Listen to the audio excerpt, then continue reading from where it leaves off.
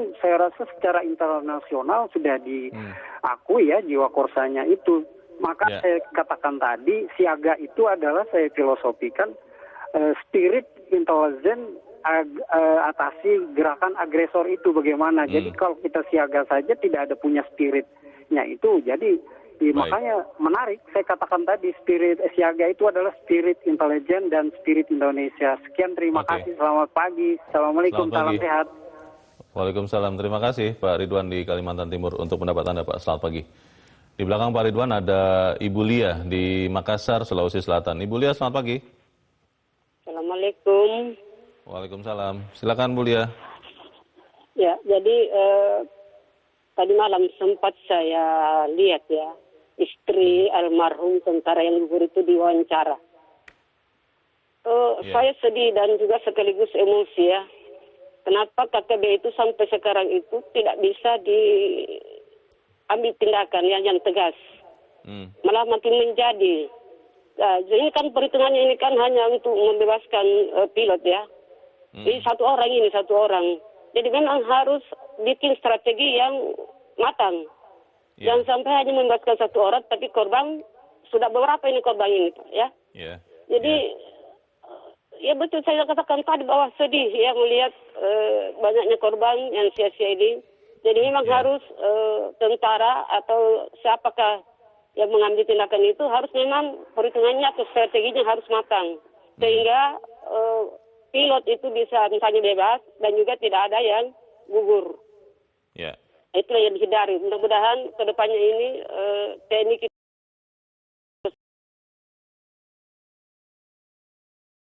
betul-betul strateginya sudah matang sehingga tidak ada lagi korban dan yang disandra itu bisa bebas. Makasih. Assalamualaikum. Waalaikumsalam, terima kasih Ibu Lia di Makassar, Sulawesi Selatan untuk pendapat Ibu. Selamat pagi Bu. Bang Gaudens, kalau mendengar pendapat dari para pemirsa, nadanya sama itu, bahwa ya KKB atau sekarang namanya KST, kelompok separatis teroris, ya harus diberantas. Dan Bu Lia tadi mungkin menyuarakan juga suara dari keluarga prajurit yang gugur ya, bertanya menyelamatkan satu orang pilot Susi Air, sudah berapa orang prajurit yang gugur gara-gara itu? Ini harusnya strateginya lebih baik. Bagaimana Bang Gaudens? Ya, strategi tentu jauh lebih baik ya. Bukan karena ketidakmampuan teknis tentara Indonesia, tetapi KKB itu diuntungkan oleh kondisi alam yang khas Papua.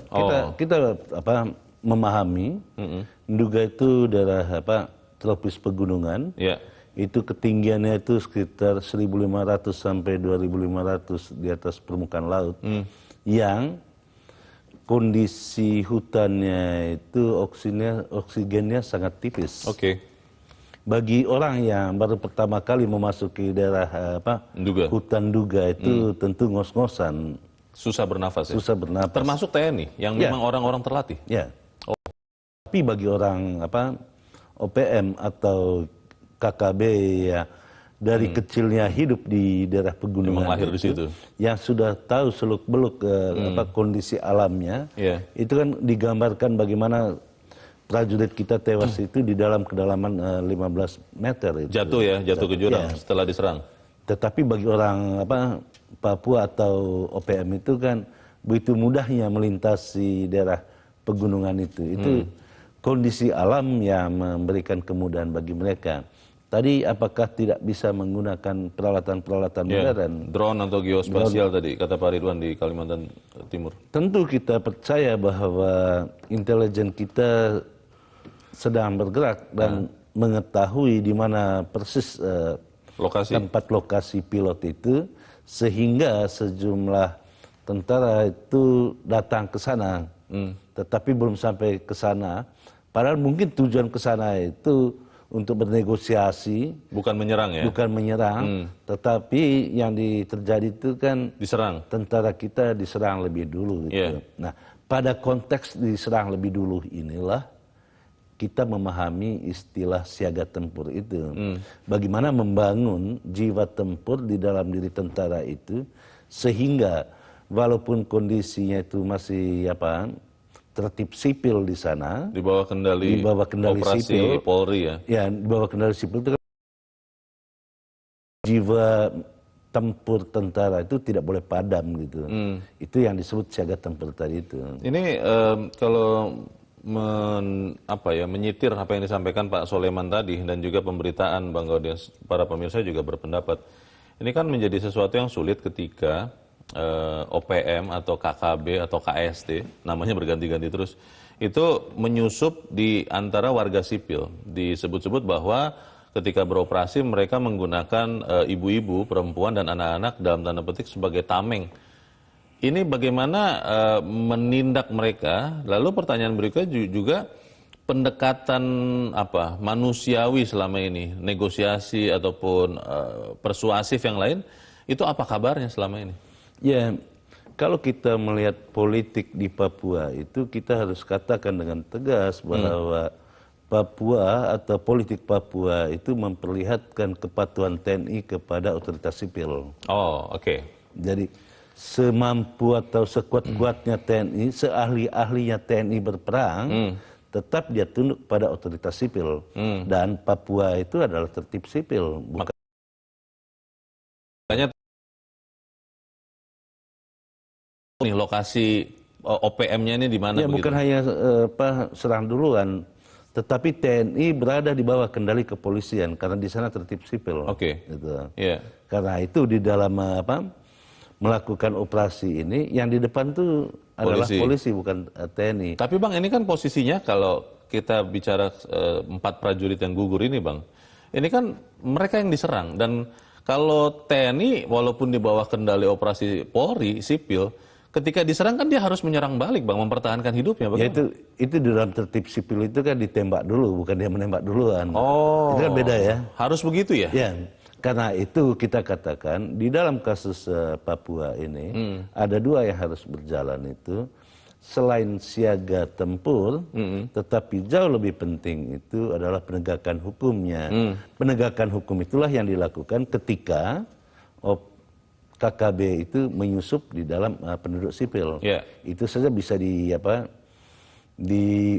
diusut atau dituntut atau apapun namanya, bahwa penduduk sipil itu membantu gerakan OPM itu. Bang, ini kita kan bicara manusia ya.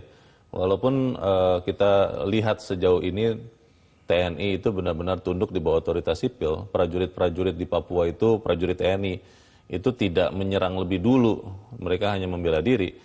Tapi kan mereka juga manusia Bang. Ketika tadi Bu Lia saja pemirsa mengatakan melihat kesedihan dari keluarga korban, prajurit yang gugur di sana, gugur karena ingin menyelamatkan 1 orang pilot, sudah gugur setidak-tidaknya 4 orang ini yang diserang oleh KST ini.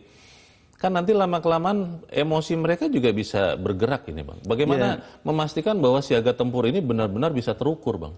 Ya disinilah terujinya TNI itu bahwa dia tunduk kepada otoritas sipil tadi itu.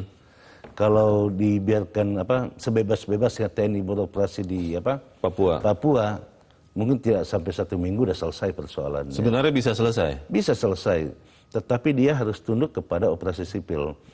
Katakanlah gini, ambil contoh misalnya dengan waktu kejadian di Aceh. Di sana itu dinyatakan oleh Presiden sebagai operasi militer, daerah operasi militer. DOM ya. Kan? Sehingga yang diturunkan bukan polisi tetapi tentara. Sampai sekarang Papua itu tetap dinyatakan sebagai daerah tertib sipil. Karena dia tertib sipil, tentara tidak bisa masuk untuk beroperasi di sana. Dia harus berada di bawah kendali sipil. Kita ingin tentunya menyelesaikan masalah ini dengan damai, meminimalkan atau kalau bisa membuat tidak ada lagi korban jiwa atau korban luka. Tapi pertanyaannya Bang, bagaimana memastikan ini bisa terus terjadi saat kemudian sekian prajurit TNI dan juga Polri tentunya berguguran diserang oleh KKB, dan ini kan lama-lama nanti bisa juga akhirnya menjadi sesuatu yang tidak terukur. Kita bahas di bagian berikut. Bang Gaudens, sampai tetap bersama kami, Editorial Media Indonesia segera kembali.